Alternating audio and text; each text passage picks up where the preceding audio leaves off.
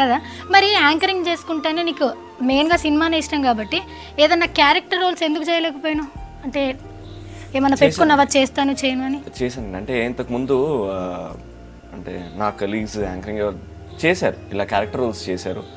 అంటే మన ఇండస్ట్రీలో ఏంటంటే ఇట్స్ ఆల్ ఇమేజ్ డ్రివెన్, ఒక ఇమేజ్ని పట్టుకొని ముందుకెళ్తారనమాట. సో సడన్గా అంటే నేను స్టడీ చేసిన దాంట్లో నాకేమనిపించిందంటే ఒక సినిమాలో ఒక ఫ్రెండ్ క్యారెక్టర్ చేస్తే టైప్ కాస్ట్ అయిపోతాం. నెక్స్ట్ సినిమా హీరో అయిపోయాను కానీ అంటే ఆ విధంగానే చూస్తారేమో.